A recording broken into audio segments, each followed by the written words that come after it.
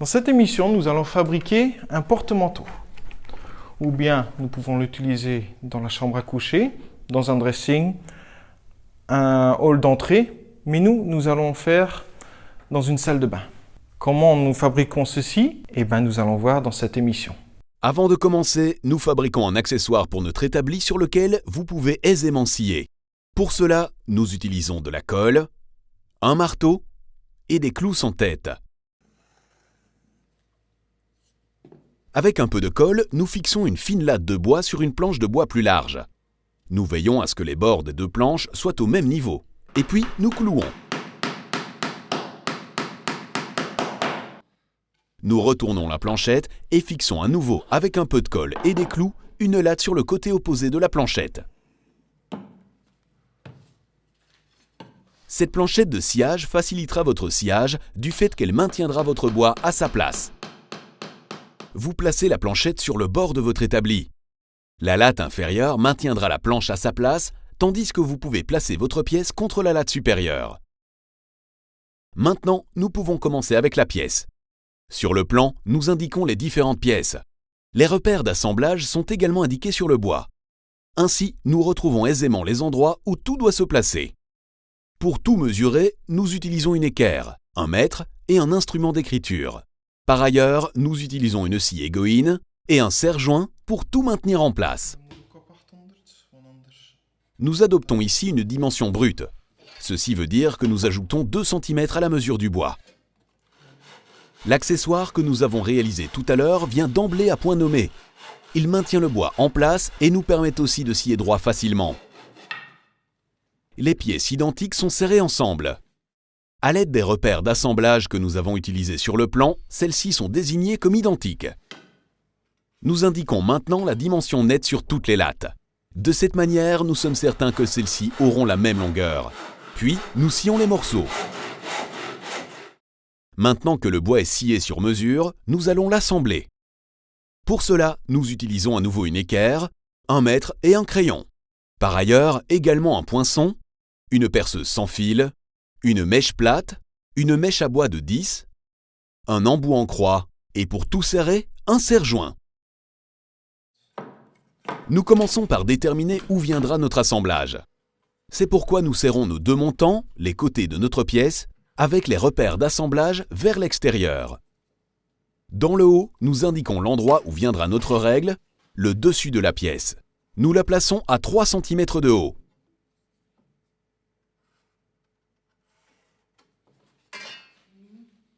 À l'aide de la règle proprement dite, nous déterminons ensuite l'épaisseur. Avec l'équerre, vous pouvez tracer ceci joliment droit.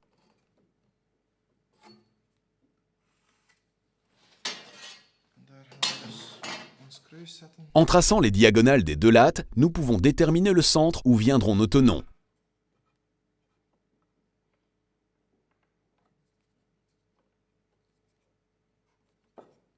Une règle se place aussi au centre. À l'aide du plan, nous déterminons son emplacement et traçons l'épaisseur à l'aide de la règle. Et puis nous indiquons à nouveau le centre. Le support est placé dans le bas sur une 3e règle. C'est pourquoi nous indiquons le centre sur les champs en bout de nos montants.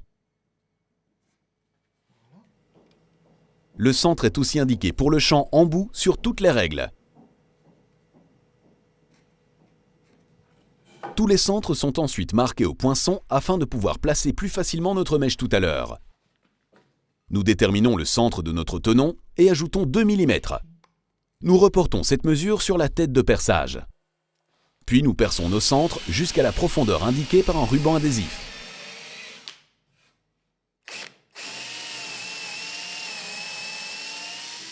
Sur les règles, tous les champs en bout sont percés. Nous les serrons fermement et veillons à percer joliment droit à chaque fois.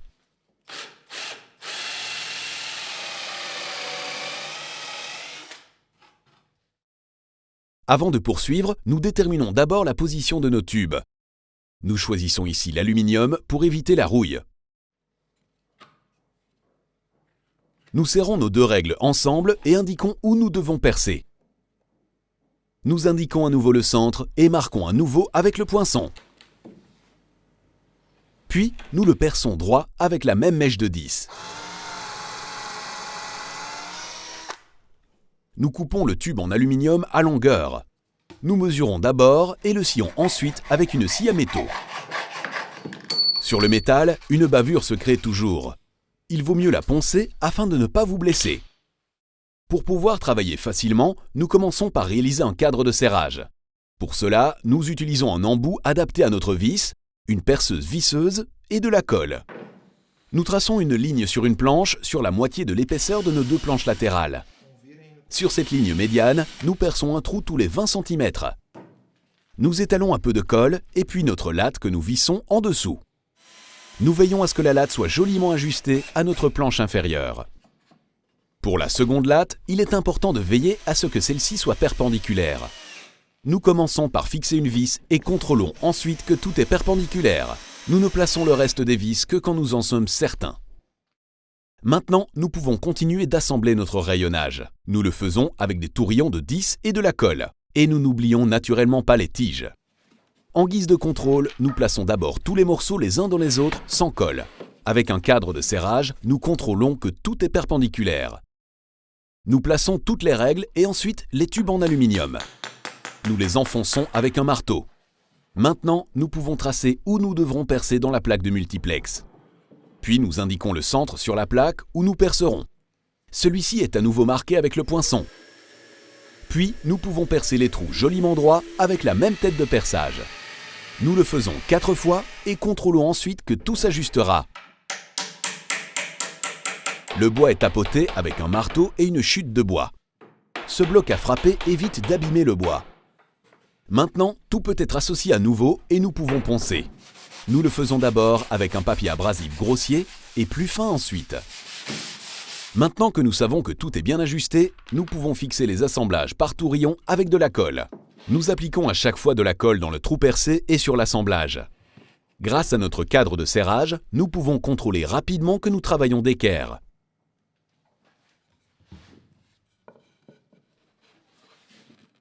N'oubliez pas non plus de placer vos barres et votre multiplex. Ceux-ci ne sont effectivement pas collés. Maintenant, nous pouvons tout serrer dans notre cadre de serrage. Ceci peut se faire avec des serre-joints et en perçant des chutes sur notre planche. Nous les vissons de biais afin de pouvoir continuer de serrer avec une cale. Avec une chute, on tape sur les assemblages afin qu'ils soient certainement bien planes. Vous pouvez tout serrer en enfonçant un coup sans tête à l'endroit du tourillon. Avant de poursuivre, nous brisons tous les bords et les angles de cadre par un léger ponçage. Ici, nous choisissons un assemblage par tourillon, mais vous pouvez aussi faire ce travail avec un assemblage par tenon et mortaise. Comment procéder? D'abord, nous réalisons un trou. Au centre de notre règle, nous traçons un évidement de 10 mm de large et de même longueur que la largeur de notre latte. Vous commencez par percer l'évidement et vous le burinez ensuite. Vous le faites à chaque fois à une profondeur qui vous laisse 10 mm de bois. Pour 50 mm, vous percez par exemple à une profondeur de 40 mm. Le tenon est aussi épais que votre évidement, donc 10 mm. La longueur du tenon est plus petite de 2 mm que la profondeur de votre évidement. Serrez bien votre latte et sciez 2 traits dans le haut. Le plus simple est de scier de biais les 2 côtés et ensuite de scier droit vers le bas. Puis nous achevons les traits de scie sur les côtés de la latte. N'oubliez pas non plus de raccourcir le tenon de 2 mm.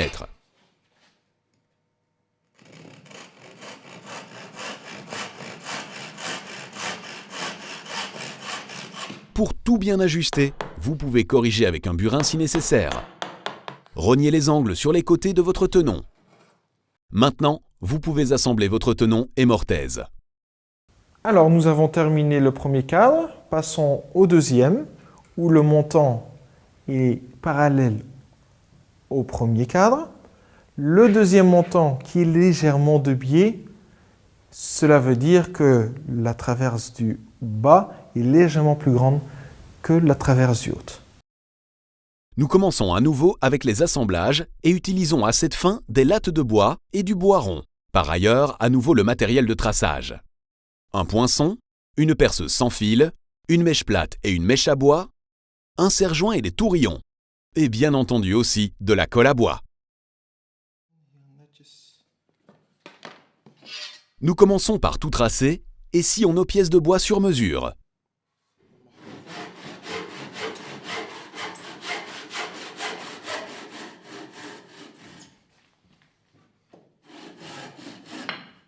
Nous traçons à nouveau nos repères d'assemblage afin de savoir où tout se place. Puis nous plaçons les différents morceaux dans notre cadre de serrage afin de pouvoir tracer les emplacements des assemblages. Nous veillons à ce qu'un côté soit perpendiculaire et nous serrons fortement le tout. Puis nous déterminons comment sera notre côté oblique. Au-dessus, nous indiquons l'endroit où nous raccourcirons la règle. Dans le bas, l'endroit où nous scierons le montant. Puis nous scions le tout sur mesure sous le bon angle.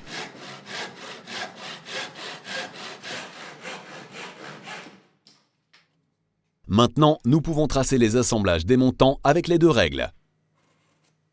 Nous traçons aussi le centre à chaque fois.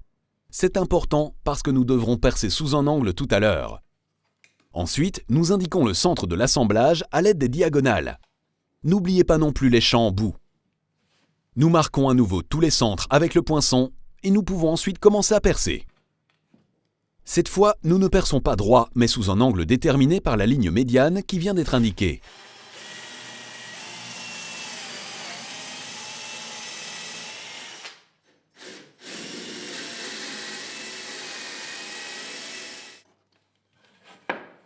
Tout est à nouveau assemblé sans colle.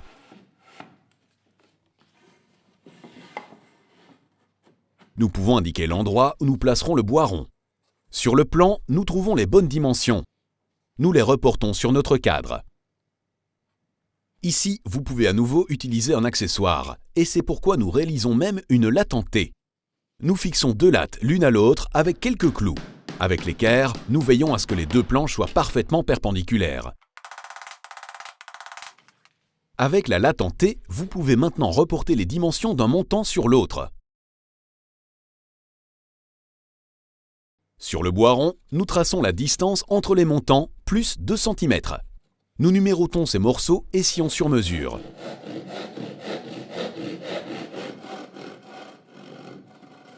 La pièce peut être dissociée et ensuite les lignes de mesure sont reportées à l'intérieur des montants.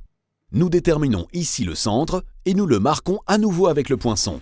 Le marquage avec le poinçon se fait à chaque fois par une petite rotation du poignet. Maintenant, on peut percer avec une mèche plate.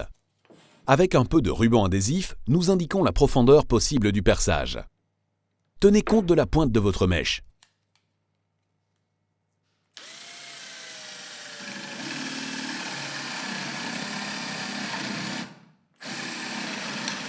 Pendant le perçage, vous pouvez arrêter de temps à autre pour contrôler la profondeur atteinte. Pour le montant oblique du porte-serviette, nous devrons à nouveau percer sous un angle. Suivez donc certainement votre ligne tracée pendant le perçage.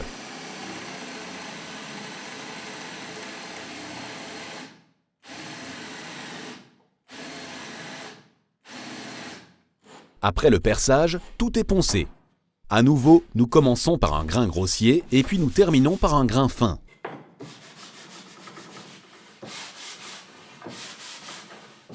Vous arrivez à détacher les tourillons qui serrent un peu à l'aide d'une pince. Maintenant, tout peut être collé.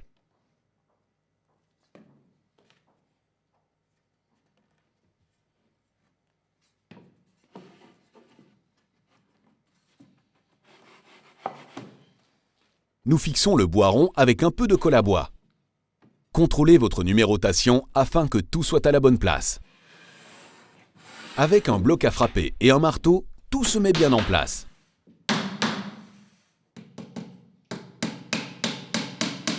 Nous fixons solidement le bois rond à l'aide d'un clou sans tête.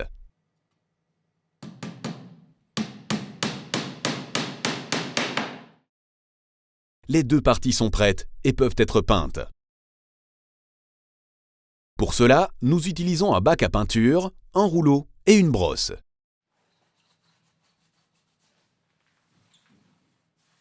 Nous appliquons d'abord une couche d'apprêt sur le panneau en multiplex. Puis, nous appliquons une peinture grise à base d'eau. Nous n'oublions pas non plus le verso.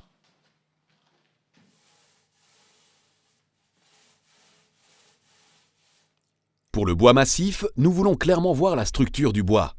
Aussi, nous allongeons le reste de la peinture avec un peu d'eau. Il sera plus facile d'enlever la peinture excédentaire par la suite. Nous peignons à chaque fois un morceau de bois et éliminons ensuite la peinture excédentaire jusqu'à obtenir une teinte égale. Une fois que le porte-serviette est sec, vous pouvez fixer le miroir. Vous le trouvez aisément dans le magasin de bricolage local. Le miroir est placé au centre du multiplex. Nous marquons l'endroit où viendront les crochets et fixons ceux-ci sur le multiplex à l'aide d'une vis.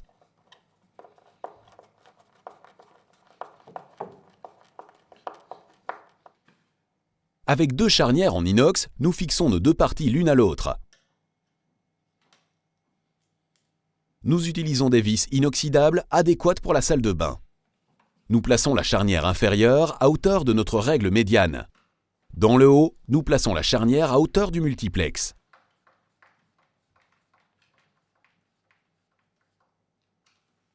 En dernier, nous mesurons l'endroit où viendront les crochets.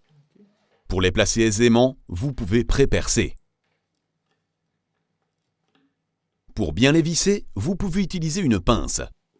Intercalez ici un chiffon afin de ne pas abîmer les crochets. Nous fixons encore le miroir sur les crochets. En dernier, nous fixons aussi un pied en caoutchouc sur chaque angle. Comme ce porte-serviette vient dans la salle de bain, nous le vernissons.